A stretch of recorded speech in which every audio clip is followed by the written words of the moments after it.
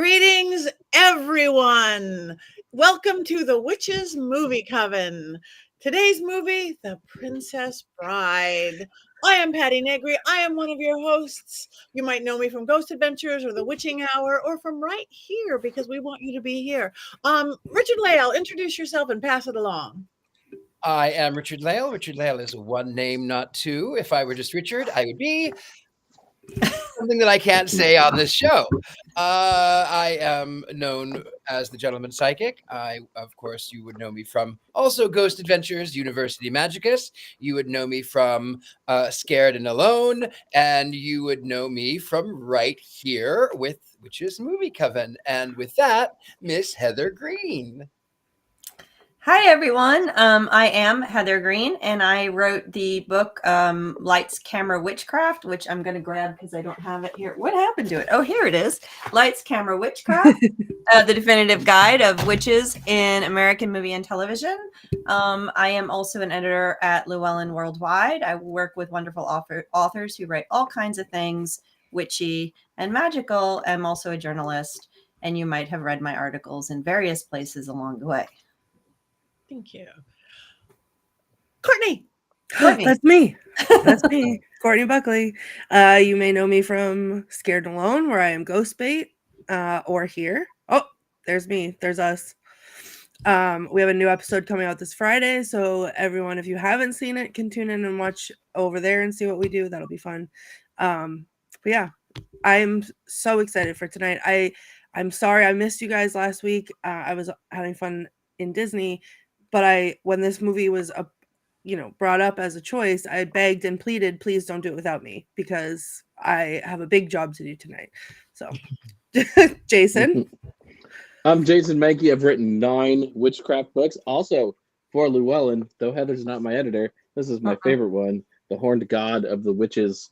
I don't know. That's about it. I do stuff. I talk a lot. I have nice hair. I'm glad to be back. I missed everybody so much last week. It was really strange being gone. We missed you too, Jason. We missed you. We missed Courtney. This is our whole regular coven. I love our guests that come in.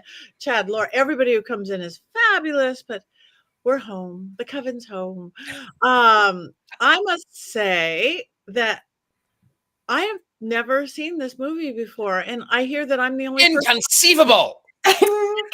You keep saying that word. I don't think it means what you think it means. I cannot even, Patti. I know.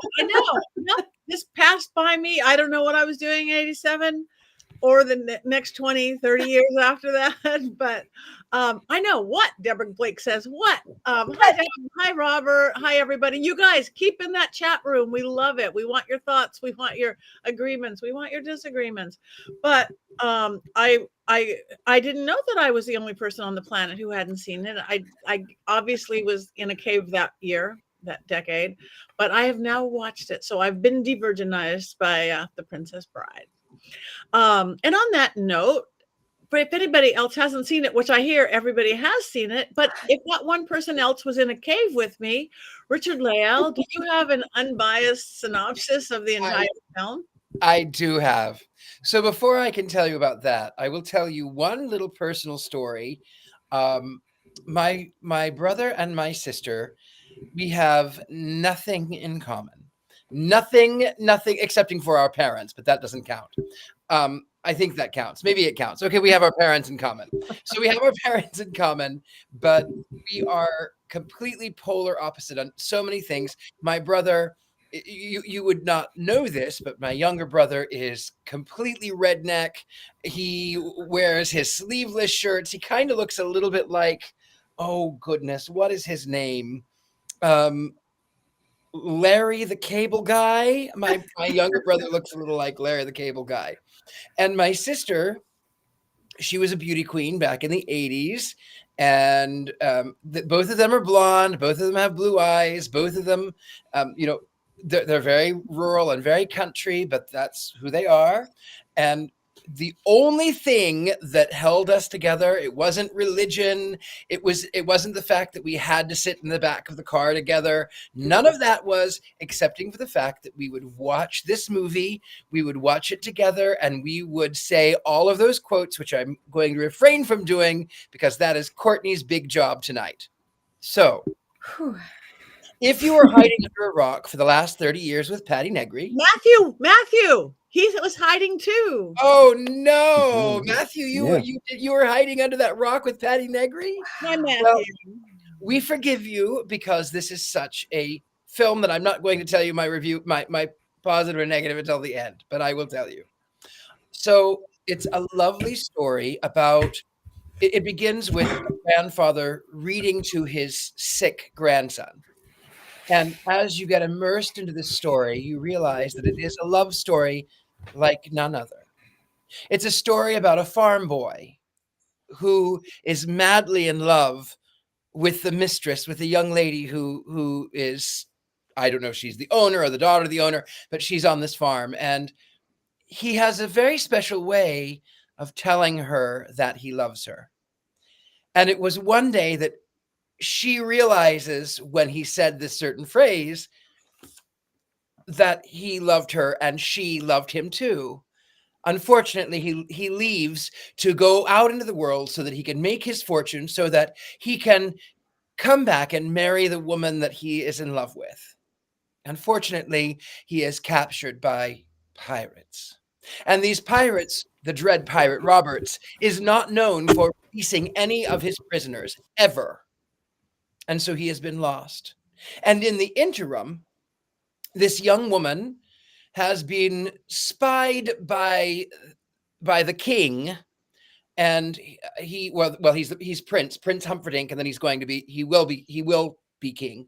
But he's spied by Prince Humperdinck and brought to the palace, and is thought that he is going to marry her, and she's going to be the people's princess, and then he is going to murder her. And that way, then he'll blame another country, and it'll cause war, and then he'll be king, and he'll have all of the riches. However, while she is preparing to get married, the dread pirate Roberts shows up and is unmasked because it is her lover. And then, of course, she's kidnapped, and he pursues them. There's Andre the Giant and Iñigo Montoya and the other fellow, which is inconceivable that I can't remember his name. But they end up by being pursued by this man in black. And it turns out that he overtakes all of them, and he captures the princess, and she realizes too late that this dread pirate, is not in fact dread pirate, but her lover, Westley. And so they end up by going through the fire swamp, because the prince is on his way. They go through the fire swamp where there are giant rodents. speed wagons. ROUSs. Speed wagons. Of unusual size. And then, unfortunately, the prince captures them as they flee to safety, and they say they're not going to murder him. They're going to put him back on his ship, but they do murder him. They torture him first, and then they murder him. And then his friends that he had vanquished, they actually come back into the story, and they go to this magician who brings him back to life, because he's not dead, he's only mostly dead, and there's a difference. And so with this, they storm the castle like January 6th. They storm the castle, and then unfortunately Westley is not all the way back to his full body yet. He's not back. And then at the end, he humiliates the prince. He gets the princess, and there's a lot of kissing, and it's really gross. The end. They lived happily ever after. Thank you. So, for the other one person in the world, Matthew, besides myself, who hasn't seen it, you know what it is. Now, Heather, we go to another explanation. Is this movie is it in your book? Is there enough witchcraft for it to be? It was mentioned only in some context, but it isn't enough for it to be featured. But it is. Is it a witchcraft film? Tangentially, possibly, because we have a little bit of necromancy going on with, Miracle Max and, Mostly Dead and Almost Dead and all I'm that not a stuff. witch, I'm your wife. Yeah. Mhm. Liar! Sorry, it's going to be very hard for me not to quote. Because Guys, listen. I have so many of them. Go ahead and quote away because I'll still have enough. Because I have the whole movie written down. I have a trouble keep controlling myself watching this movie with talking at the same time. But that's not my job right at the moment, is to give you some context. 1987, going back to the 80s, slightly before Hollywood started to tackle the satanic panic stuff. So we're not really seeing that here. What this movie reflects as far as witchcraft films is what's going on earlier in the 80s, which was this real interest in sword and sorcery films. So most witches and witchcraft and magic in the 80s predominantly was in these sword and sorcery films, high fantasy films. You have a string of them starting in the early 80s, and I have a little bit of a list, and it's going to bring everybody back because you're going to go, yeah, I watched this movie. There was Dragon Slayer. There was Troll. There was Dark Crystal, which we did. There was Beastmaster. Oh my goodness, I saw that movie a million times. Conan the Barbarian. Lady Hawk was 1985. Legend, 1985. Black Cauldron, I already said that. Excalibur, of course, the British film. Last Starfighter was a version of this type of film, although not expressly the same. These are all these high fantasy films that really capture that really delve into fantasy and fairy tale and sort of started. I would even argue that Star Wars really started this trend a little bit earlier, even though that's really sci-fi. But this high fantasy, what happens is the magic and the magician and the witch is usually a secondary character as part of the universe rather than a central character, which is what you find mostly in witchcraft films or in witchy films that I will center. So in, Conan the Barbarian, there's a witch and a magician. The witch is evil. The magician is a comedy. You have these secondary characters, and they could be magicians, wizards, or witches. Here we have, they don't really call each other witches. Although, yes, he calls his wife a witch. I'm not a witch. I'm your wife. But they do magic, and they are the magical characters of this film. But that's pretty much it. So this is what this film is done. So a little bit outside of context, I just need to bring up a few other things. The cast is out of control. You've got lots of phenomenal people. Christopher Guest, if you haven't seen some of his films, some of the funniest films, absolutely Best in Show. Thank you. I'm like, what? The films are going through my head and I can't think of their titles. Ton of stuff. Spinal Tap. You have Rob Reiner as the director. You have Billy Crystal. I actually wrote the names down because I knew I would go blank. You could just go on and on with the talent. And of course, Mandy Patinkin, Andre the Giant, Robin Wright. I mean, Fred Savage, who then eventually went on to do the Wonder Years. Just one after the other we could be listing. So you had a really great cast. A lot of these stars and these people were at their prime in the 80s. They were known.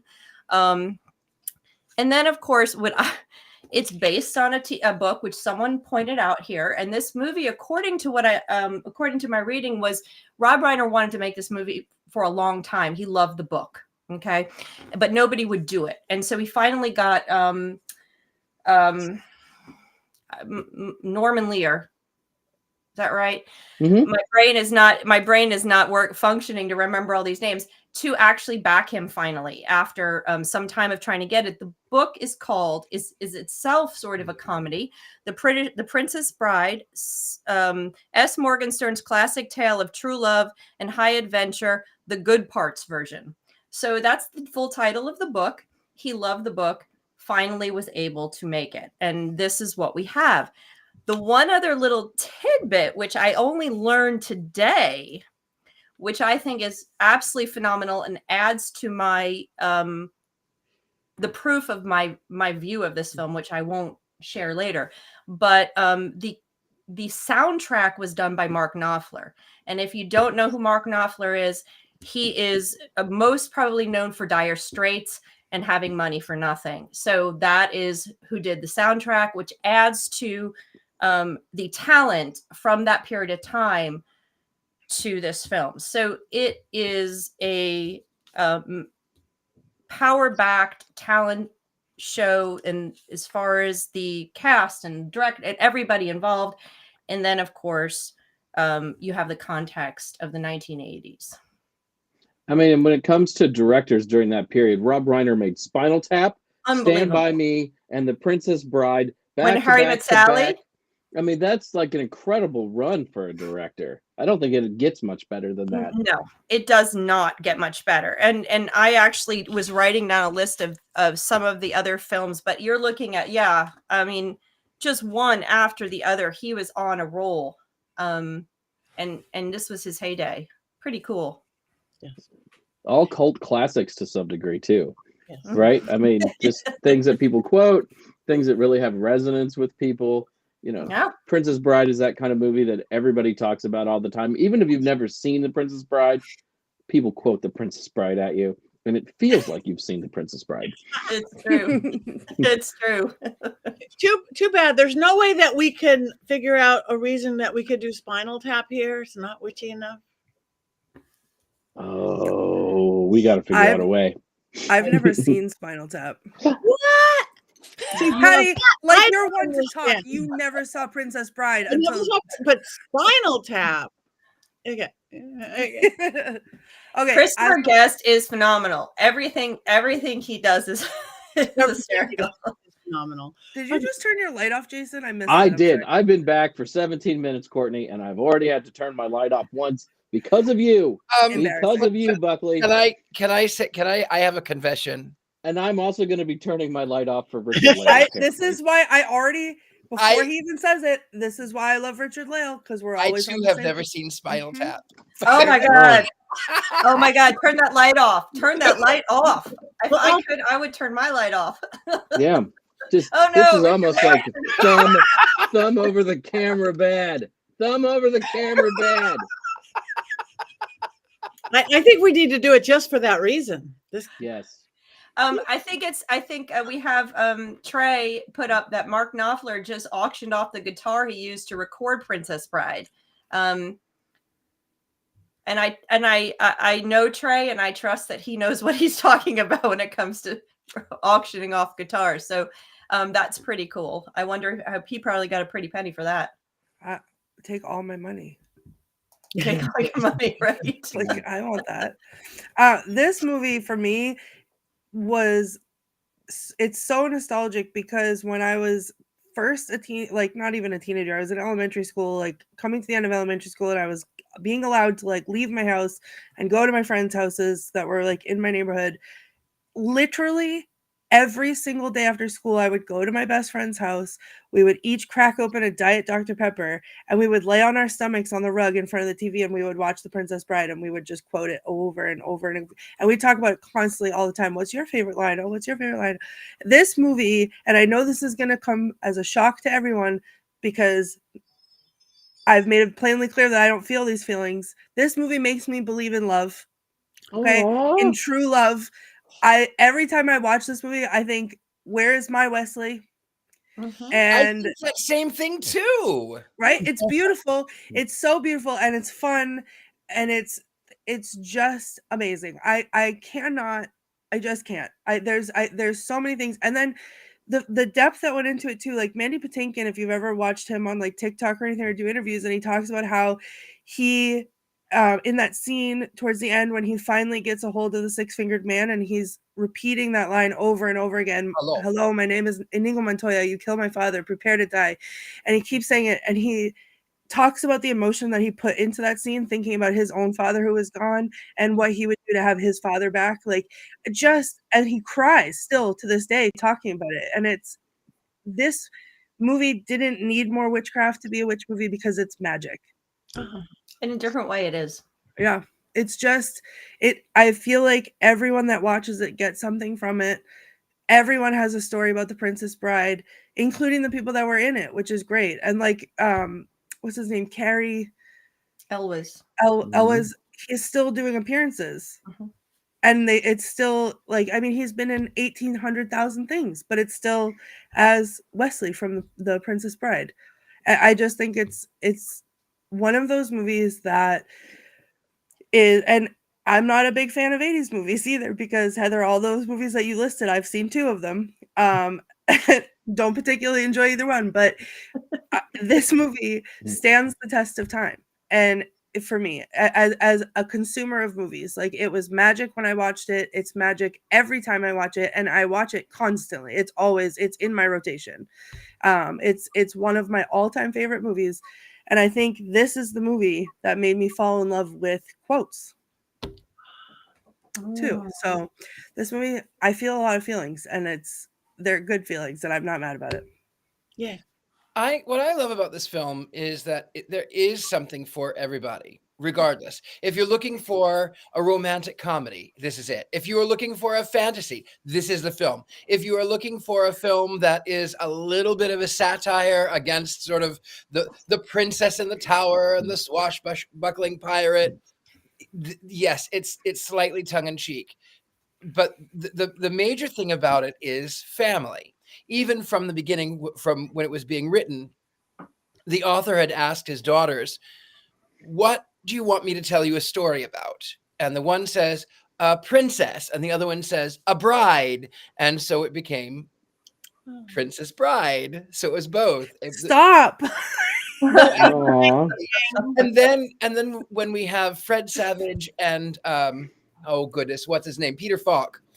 When we have them as the grandfather and the grandson, and Fred who shows his disdain for kissing. Ew, gross. They're kissing. What? Do you want me to read it again? Or you want me to never mind. I'm gonna skip over this part. No.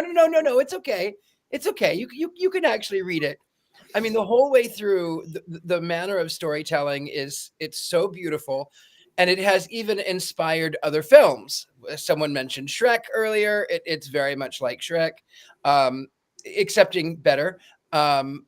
It's a little like, oh goodness, there was a. Now I'm drawing a blank too. I can't remember. There was another film that directly. Oh, Deadpool 2. That's it. Reenacted in Deadpool 2. That's the one. My only, going back to Grandpa, starting out of the film, who did his makeup though? I don't get that. I think Grandpa Peter Falk he didn't have. I mean, I get the stylization of everybody and the beautiful young people and the really old Billy Crystals and everything, but it was too early. My only complaint about the film, Grandpa, Columbo, whatever he was his bad makeup. I don't know. I have something I forgot to say also about Grandpa, relating kind of to Grandpa. The movie not only is magical, but is also, to me, like a love letter. So when Richard-Lael was talking about, the kissing, I could not wait for the moment that I could show my son this movie. And he was little, but he loved it, except the kissing part. And so whenever he wanted to watch it again, I would say, "What do you want to watch?" And he'd say, "The Smoochie movie." That was the Smoochie movie. But like, it makes me emotional because someone said it. I'm sorry, I forgot who said it, but there was the thing that Richard-Lael in your synopsis, the thing that Westley says that means "I love you" when he says "as you wish." And at one point, as much of a fight as the kid puts up about the kissy book, and he says, "Grandpa, will you come over and read it to me tomorrow?" And the grandpa says, "As you wish." And it was like, oh my God, so good. Bad makeup and all. Yes, he can look like a crumb from the bottom of the toaster and be adorable. The funny thing about Peter Falk, though, is for whatever weird reason, I guess YouTube thought that I needed some old crazy movies, and there was Murder by Death, and he plays a pseudo. It's actually Jim Diamond. It's based off of an old radio show from the 50s. But he plays this sort of, it's Murder by Death is awful. We're not going to really talk about that one. It's wonderful and awful. And then there is The Cheap Detective, where Peter Falk comes back in the same trench coat and the same kind of hat, and then a few years later he plays Lieutenant Columbo. So no matter who he is, no matter what film he's been in, Peter Falk will always be Lieutenant Columbo. Mhm. One more thing. I don't have one more thing, as you wish. Yeah, no, I used to run a murder mystery company, and we had the very best Columbo impersonator ever. His name is Joseph Pilato. Rest in peace, Joseph Pilato. And he did one of those. He was in some of those cult, whatever, it doesn't matter. But he did.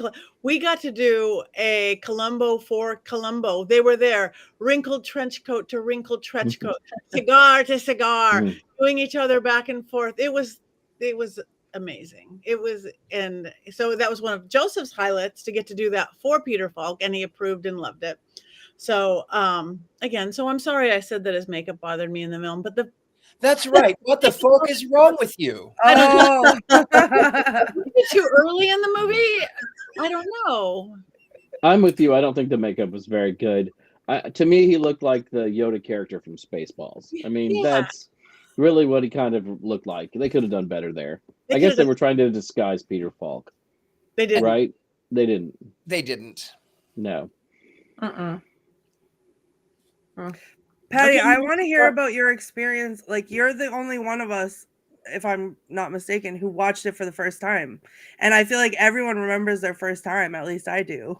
Okay. So I want to hear about your first time. Okay, my first time last night. And I watched it on my laptop, not my phone, at 2 a.m. I watched it in a decent hour. It was just delightful. Again, when it first started, it takes me about 5 minutes to get into almost any movie. I'm outside of it before I go in. And then when I'm in, I am in. I'm not even a good critic. Like I always say all the time, it's like, I can't critic, I'm in it. But it took me a while to get in because of Grandpa's makeup. Silly. But as soon as I just loved it, I just thought, again, the beautiful young couple was such a beautiful young couple, and the characters were characters, and the adventure. I mean, the violence was violent. It was the sword fights and this and that. They had, like you said, everything, kissy, smoochy, and killy, all at the same time. Kissy. So I just fell into it. Once we got into the story, I can't even say this moment here and this moment here. Of course, the inconceivables and all that. I just laughed and cried the entire movie. That's it. And it made me believe in love, made me want to do all those things. I cheered, I rooted, I cried. It's like, oh, watch out. Can you make it? Can you make it? Those things happen very often. And it was fun. So, Courtney, I have a confession to make to you. I avoided this movie for a very long time in my life because people were always like, this is the greatest movie ever made. And when you build something up that high, it's very rare that it lives up to the hype. So I avoided this movie for a very, very long time. And it's the early 2000s, I think 2003. And this girl that I had liked for several years that I had never gotten anywhere with decided that night she was totally into me. And she said, why don't you come back to my place and watch The Princess Bride with me? So we get back to her place at 2 a.m. to watch The Princess Bride. And I can't really remember much about watching the movie with her or really the movie.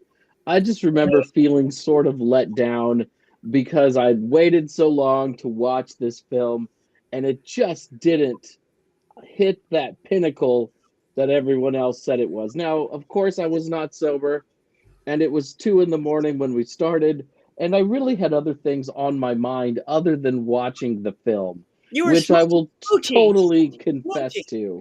It was a smoochy movie in a different way. It was a smoochy movie to me, yes. Yes. So when I watched the movie today, it was really like watching it for the first time, because this is only the second time I've ever watched The Princess Bride, and it was much different than I remember from that night. I think because that night you were sober, Jason. I think more than that, Heather, I was far more interested in young Barbara than Princess Buttercup, right? So my priorities were elsewhere. Over the years, I had seen clips of the film. Of course, as I said before, it's a very iconic movie. It's hard to go anywhere, especially in the witch world, without somebody quoting this film, and it would show up periodically. But it was much better than I remembered that late night all those years ago. That's, I just honestly felt like I was back at Disney on that roller coaster of emotions that you just took me on. It's true. I have to roller I have coaster. to reconsider our friendship right now. I'm deciding whether or not. I am going to look turn for off me, my I guess. light for you, Courtney.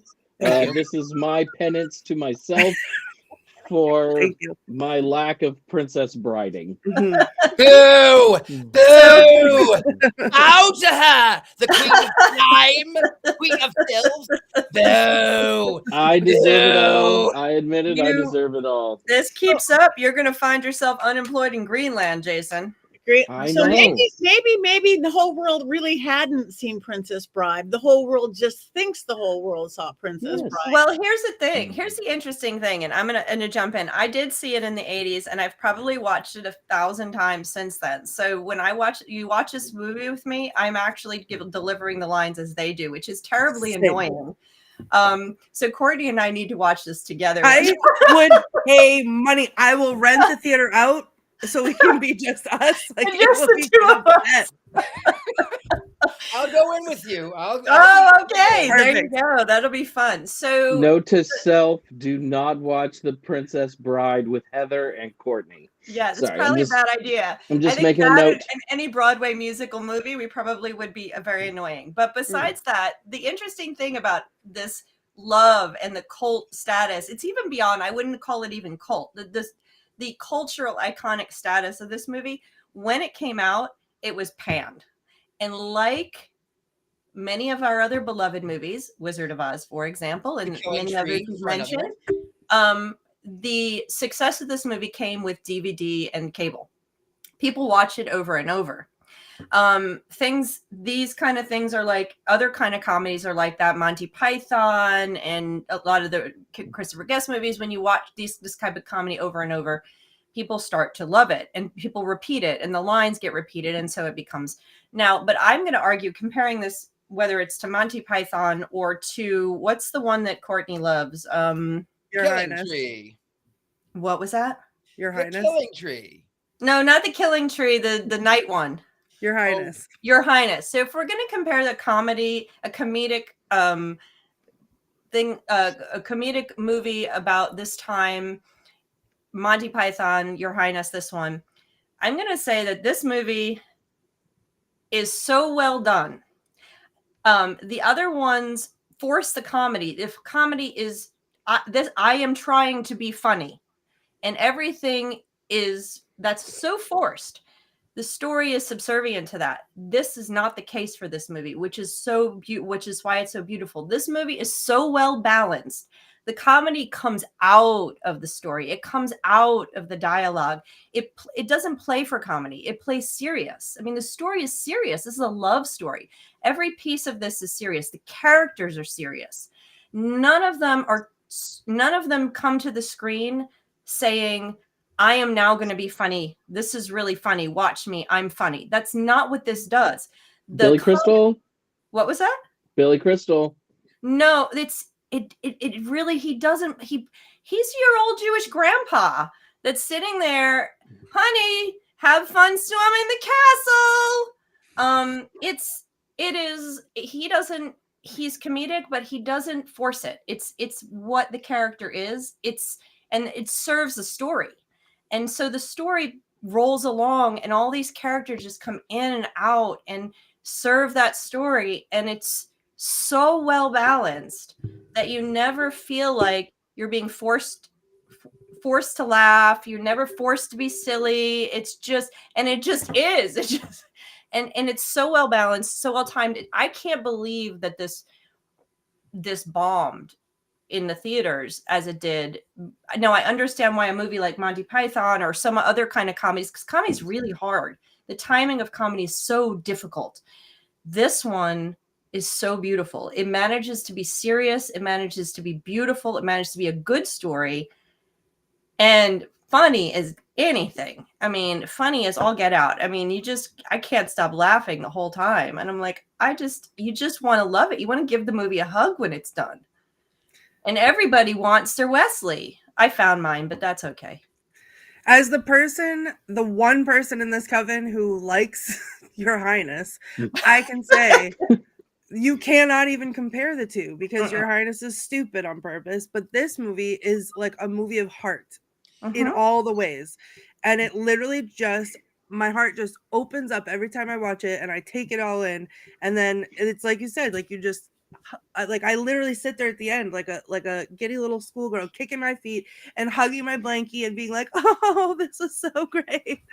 Every time I know exactly what's gonna happen. I know the script backwards and forwards, but it's still every time I laugh, every time at the same parts. I cry every time. I fall in love with it all over again. And it really there's just no comparing it. I don't think there's comparing it. It doesn't compare to any other movie that I enjoy or have seen. A good comedy, a good comedy can be, there's other good comedies that do this, but it's very hard. It's harder than making a drama. It's harder. Comedy is very tough. And to make a comedy that's this universally loved, it doesn't, I mean, it's just, they hit it so perfectly.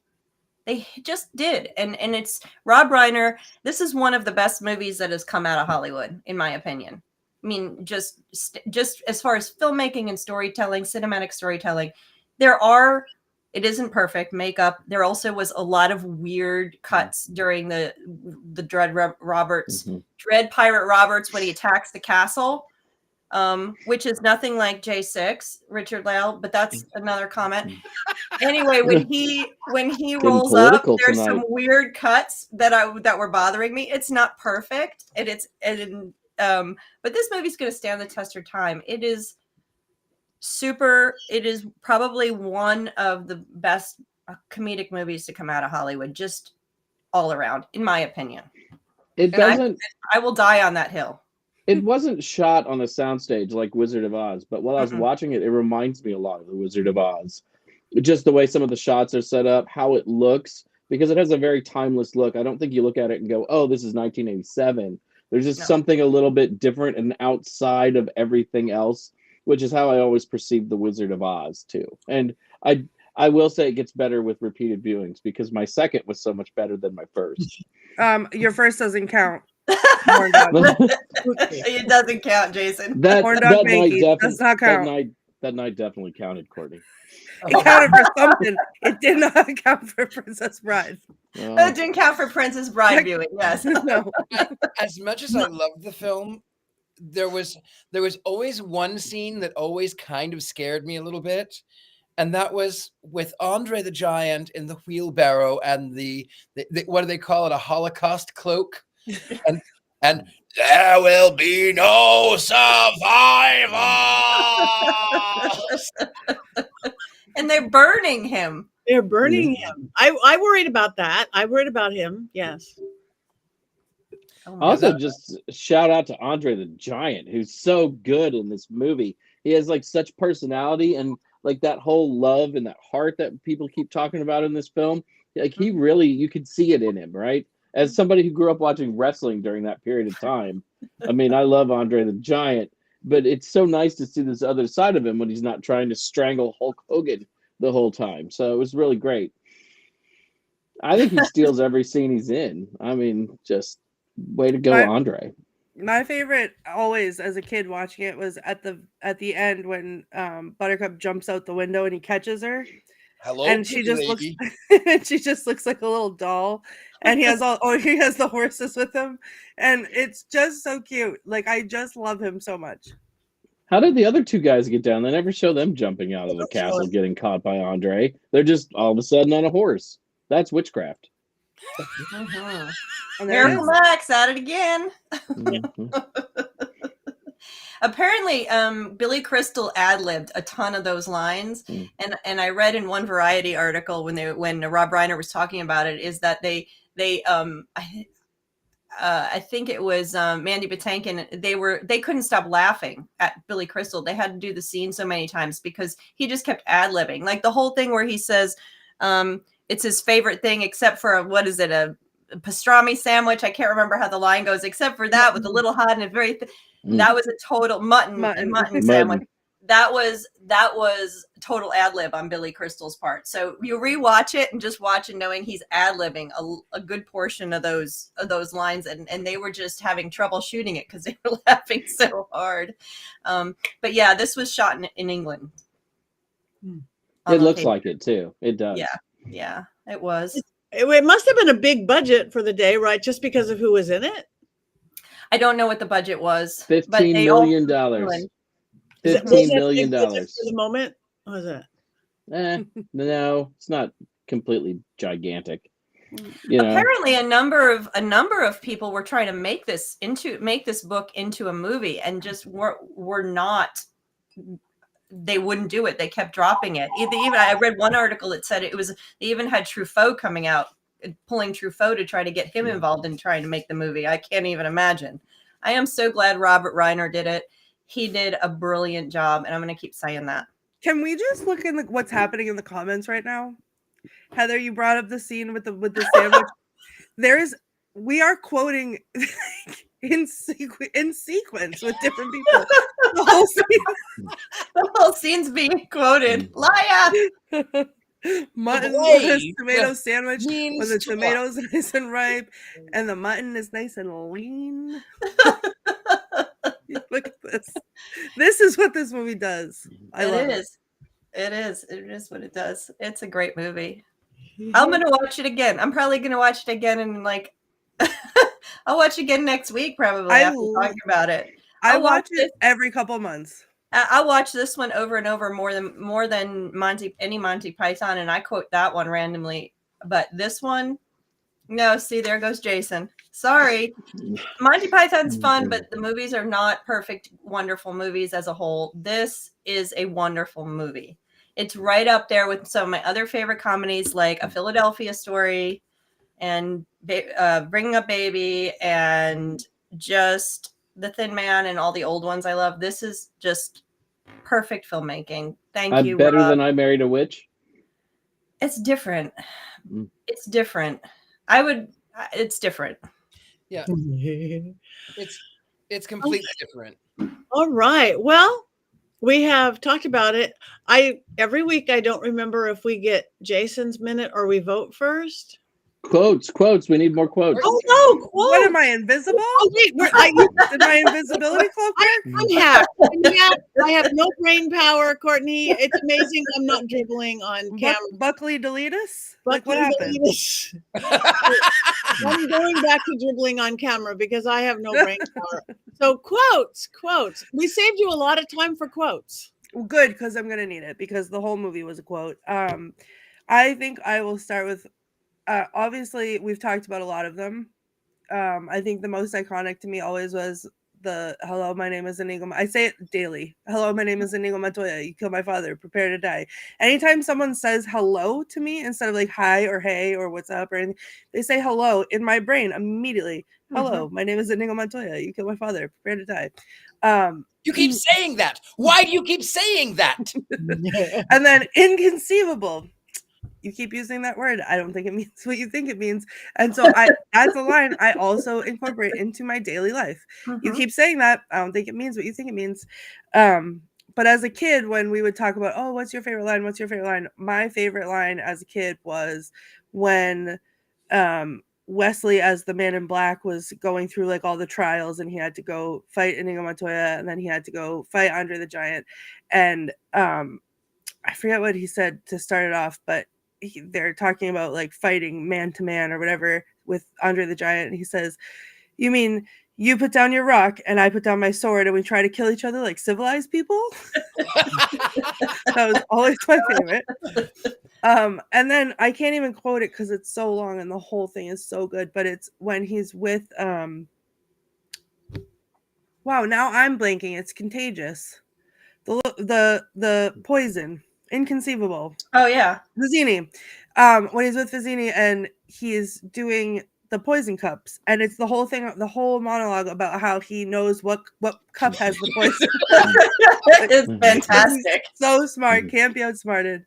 And And then in the fight with Iñigo Montoya, he's climbing up the cliffs because they cut the rope, and now he's scaling the cliffs of insanity, and he's like struggling, and Iñigo Montoya is like waiting up there for him, and like keeps looking down over the edge, and like, what, could you hurry it up, because I want to move on. And he says like, well, if you threw me down a rope, well, I don't think you'd trust me because I'm waiting up here to kill you. And it's just so honest, like it's just so real, and it's so funny, and they're so cordial to each other. And he gets him up, and then they have a moment. He lets him rest for a moment. Then they're getting ready to fight, and Iñigo says, "You seem like a decent fellow. I hate to kill you." And Westley says, "You seem like a decent fellow. I hate to die." And it's just so good. And then when he finally catches up to Buttercup, and they're standing on the top of the hill, and she's saying, "My Westley will come for me," or whatever, and then she pushes him down the hill, and he says, as he's rolling, "As you wish," and then Buttercup says, "Oh no, what have I done?" and then throws herself down the hill, and the whole time she's rolling, she's going, "Oomph, oomph, oomph." It's so amazing. Yes, I love it. Come on, Courtney, you gotta do the priest. I have marriage. That's on my list. Marriage is what brings us together today. I have a story about that before we go too far. Okay, go ahead. So I am a licensed minister, and some friends of mine they were getting married, but they wanted a secular marriage in the place where they had their first date. And their first date happened to be in a movie theater. So I remembered, what my father had done as a minister and how he would bring people together, but it was decidedly secular. And so the groom comes up, and then the bride comes up, and I had no idea what I was going to say. So I said, "Marriage." Marriage is what brings us together today. Love, true love. True love. Everybody laughed. And then on the spot, I said, "Yes, that is quoted from The Princess Bride. But what we are gathered here today is to wish this couple a beautiful, romantic love, because there were only 2 good kisses throughout all of time. And when we go to the cinema, when we go to the theater, we put aside religion, and we put aside our politics, and we put aside everything, and we are immersed in that darkness.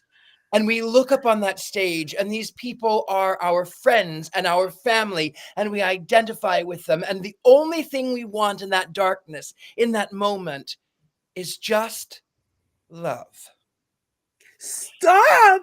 And I ad-libbed that the entire way through, and I had no idea what I was going to say until that split second right before I opened my stupid mouth.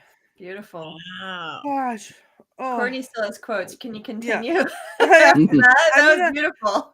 I'm gonna cap it at one more, because it is a little bit of a longer one, because this is, again, one of my favorites from when I was a kid, and it's the first things first to the death, no to the pain. And then he goes in and launches into what to the pain means, and I'm not gonna say the whole thing, but he's going through, like, he's gonna take each one of his body parts and this, that, and then Prince Humperdinck says, yeah, then my ears, I understand, let's get on with it. And Westley, and this is where I think this is the moment that I fell in love with Westley. He goes, "Wrong. Your ears you keep, and I'll tell you why. So that every shriek of every child at seeing your hideousness will be yours to cherish. Every babe that weeps at your approach, every woman who cries out, 'Dear God, what is that thing?' will echo in your perfect ears. That is what to the pain means. It means I leave you in anguish, wallowing in freakish misery forever." And Prince Humperdinck says, "I think you're bluffing." And then Westley goes, "It's possible, pig. I might be bluffing. It's conceivable, you miserable, vomitous mass, that I'm only lying here because I lack the strength to stand. But then again, perhaps I have the strength after all." And then he stands up all slow, clearly, like, we know he has nothing. But he stands up, and then he says, "Drop your sword." And then Prince Humperdinck the sword. And I was like, Wesley! that. That was it. hysterical. So that's what I'm going to end on. Inconceivable. Inconceivable. Conceivable. All right. Jason? You want me to go ahead and do this? Okay. I hope that nobody kills me for this because I'm a little nervous now because everyone loves this movie so much that to make fun of it, everyone could be turning their lights off by the time I'm done. So here we go. Hello, my name is Jason Mankey. You are watching this live stream. Prepare to laugh or possibly to hate me. I don't want to be insulting, but how dumb is Princess Buttercup? The moment she lays eyes on the man in black, aka the Dread Pirate Roberts, she should have realized it was Westley. I mean, come on. It's not like he was wearing a full-on Batman mask or something. His mask covered the top of his face, and that's it. And Westley didn't even bother modifying his voice either. At least Superman puffs out his chest and talks in a deeper voice than Clark Kent. Wesley just thinks dressing as Zorro will fix all of his problems. And Wesley, let's take him down a peg, shall we? He finds the love of his life but has to seek his fortune overseas to marry her? Really? What the hell? What happened to that for richer or for poorer crap people say at weddings? And then when he does come back, he's all mean to her for moving on with her life? What was Buttercup supposed to do? Just waste her days pining away for Westley? Oh, Westley, I'm just 19 years old, but I shall spend my days forever crying over you because I believe you to be dead. I have decades of life ahead of me, but I shall only mourn you for the rest of my days. Come on. I understand the sadness, but what a jerk to expect Buttercup to completely put her life on hold. And bad information in fairy tale times certainly ran rampant. It's not like she could text Westley to see if he was still alive or something. And hobnobbing with an infamous pirate seems like a pretty good way to make sure everyone around you thinks you are dead. We are a witchcraft show, so we have to talk about witchcraft. And the biggest piece of witchcraft in this movie that nobody talks about is just how fast Grandpa reads to his grandson. The novel is over 400 pages, and Grandpa just tears through that sucker in 90 minutes, all while Fred Savage constantly interrupts him. What an annoying little brat. Just shut your trap and enjoy your wonder years, kid. It should have taken Grandpa at least 3 hours to read that book. And that grandson doesn't look sick to me at all. Hey, Mom, I think your kid is faking it to avoid a test at school. And I know right now some of you are mad at me for this movie minute. How dare Jason make fun of The Princess Bride? And I get it. The Princess Bride is absolutely iconic, and everyone in it gives once-in-a-lifetime performances. It's fun, but there's not a ton of depth to it, but maybe that's why most of us like it so much. Not a ton of depth. Let me turn my light Think up. about The think pain. about think, Have a zero modesty, Black Phillip butt, Jason. I mean, the grandson doesn't even have a name. His name's just Unemployed in grandson. Greenland. There could be more depth in this film. There could be more depth in this film. How? No. As you wish, Jason. There because could be more depth. The only way this film could have more depth is if you watched it in a submarine. Or Greenland. if you watched it while swimming with the shrieking eels. Or perhaps you watched it while making out with Barbara. Maybe that's my problem. Yeah. Maybe that's the problem. Your Yeah, maybe introduction that to is. it was not good. Yeah. Yeah. Anyway, I'm gonna bring. Can we just the comment from Megan Sherman? Jason certainly made a choice today. Yes, he did. Because as we know, I like to do a little hexing, and now there's one brewing with Jason's name on it. Yeah. Jason's leaving. He left. Oh no, he's right there. Okay. Better get a few of those because I'm about to do some butthole magic. I hope you ain't sitting on your toilet. Stay away from me, Buckley. Stay away. Stay away. You guys need to take your tags off your buttholes. My tag is the butthole. All right. That's the only You all modesty need to he take has. your tags off your butthole. Okay, now, before we run out of time, we do have to vote on this. Now, don't take into consideration or do take into consideration the Mankey synopsis and everybody's synopsis. We want your opinions, everybody. Wands up or wands down? Blades up or blades? My wand is so high, it's Richard-Lael's wand.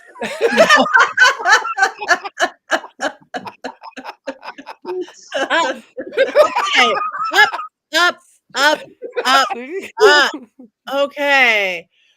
Patty protection panties. I didn't even say panties once.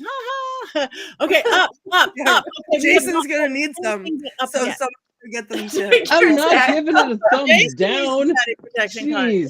Yes. Jeez. I mean, I've given you the wands up. What more do you want from me? Wait, you there? Who brought up the panties? I have a new idea.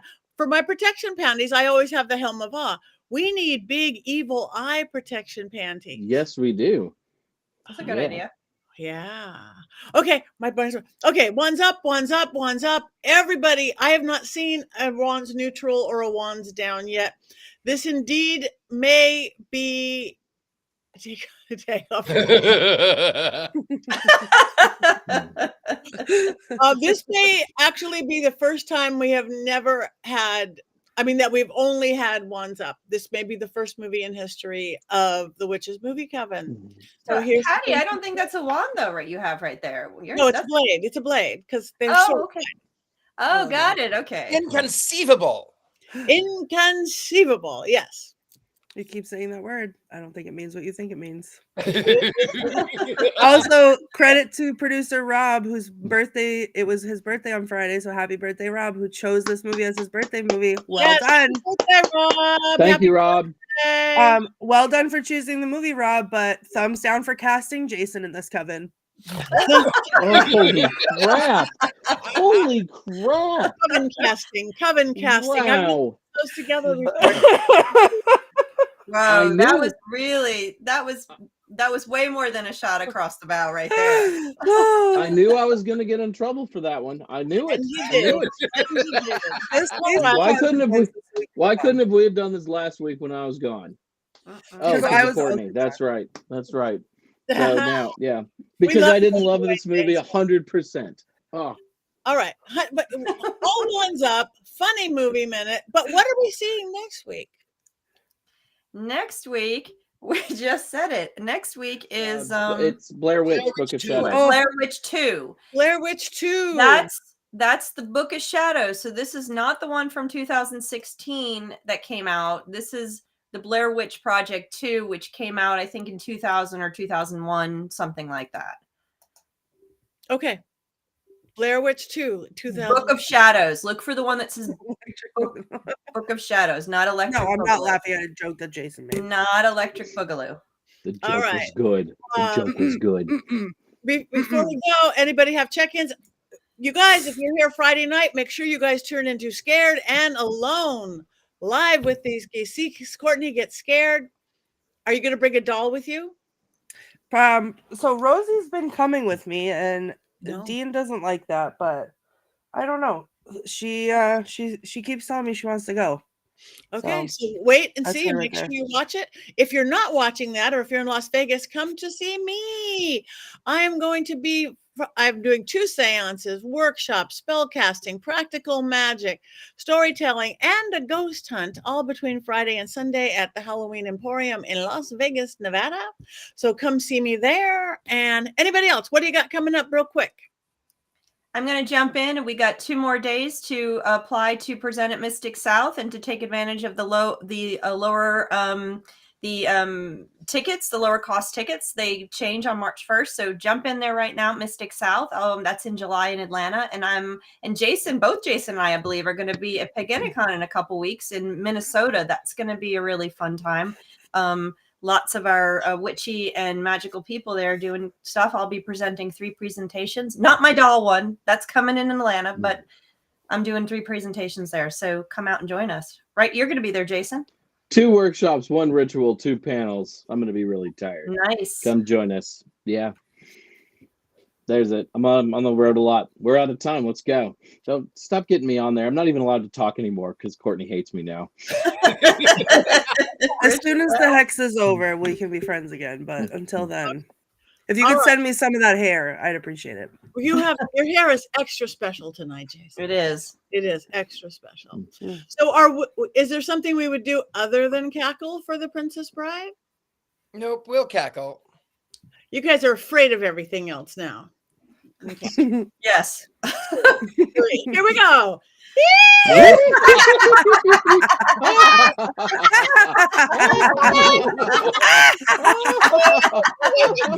Prepare to die, Buckley.